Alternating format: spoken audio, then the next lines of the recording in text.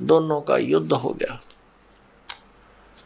उस युद्ध की शांति के लिए इस काल भगवान ने, जो इनका पिता है, जिसको ये सदाशिव कहते हैं पौराणिक, और ये हिंदू धर्म के गुरु जी, उस सदाशिव ने इनके बीच में एक स्तंभ खड़ा कर दिया, तेजों में पिलर, बहुत लंबा चौड़ा लिंग स्तंभ।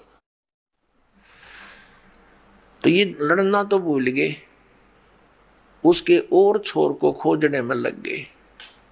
जब दोनों असफल रहे तो फिर वो सदाशिव, जो इनका पिता है ब्रह्मा जी, विष्णु जी, शिव जी का, वो शिव रूप धारण करके वहां खड़ा हो गया। फिर उनको ज्ञान बताने लगा, कहने लगा कि तुम अपने आप को भगवान मान बैठे, तुम भगवान नहीं हो, यू आर नॉट गॉड। अपना आत्मा दास का है तो विदग्ध इनके इतिहास बताते हैं तो आपको स्वीकार्य होगा। ये देखिए, ये है श्री शिव महापुराण हिंदी टीका सहित भाग 1, श्री शिव महापुराण विद्या अवरिधि पंडित ज्वाला प्रसाद जी मिश्र कृत हिंदी टीका सहित, खेमराज श्री कृष्णदास प्रकाशन मुंबई। इतने ये यहाँ से प्रकाशित है। हम इसके ये देखिएगा, इसके पृष्ठ नंबर 11 से हम शुरू करेंगे। ये है विद्वेश्वर संहिता भाग 1 छठा अध्याय। नंदी केश्वर बोले, हे योगीधर, आगे एक समय विष्णु भगवान शेष सैया पर अपने गुरुड़ आदि पार्षदों से संयुक्त लक्ष्मी सहित शयन करते थे। उस समय ब्रह्म ज्ञानियों में श्रेष्ठ ब्रह्मा जी, अब यहाँ के इसे ब्रह्म ज्ञानी है, देखियो, अपनी इच्छा से ही वहाँ आए। सब प्रकार सुंदर सेज पर शयन करते हुए कमल लोचन विष्णु जी से पूछने लगे, तुम कौन हो जो मुझे देखकर अभिमानी पुरुष के समान शयन करते हो? हे वत्स, हे बेटा।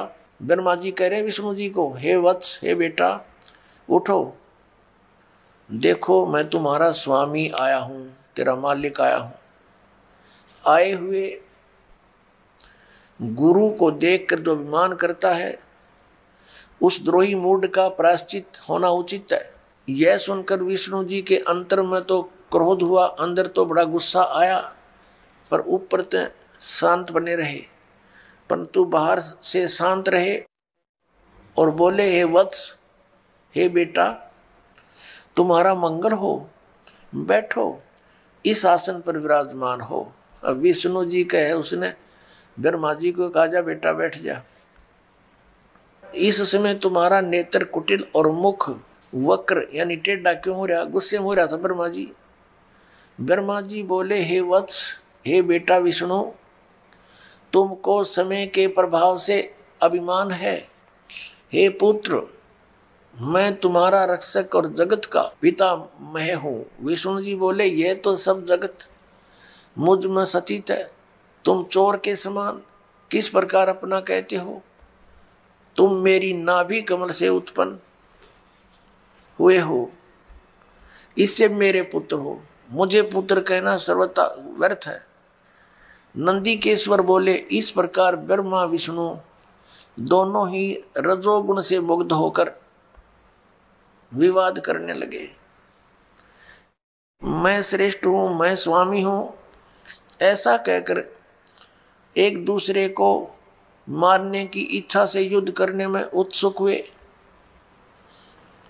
अब देखो, संपूर्ण देवता विमान में बैठकर वो तो लठ बजाना तैयार हो रहे हैं, और हमारे देवता फिर क्या क्रिया करते हैं? तब संपूर्ण देवता विमानों में बैठकर उस महाअद्भुत युद्ध को देखने चले आए और आकाश में उनके ऊपर फूल बरसाने लगे। वारे देवताओं, बताइए, देवताओं के काम है, दो भाई लड़ भी रहे हैं किसी कारण से, भले पुरुषों का काम है उनका बीच बचाड़ा करके छुटवावे, उनसे युद्ध बंद करवावे, और ये देवता फूल बरसावे। कहाँ मरो कटके, देखो कौन सा तगड़ा है।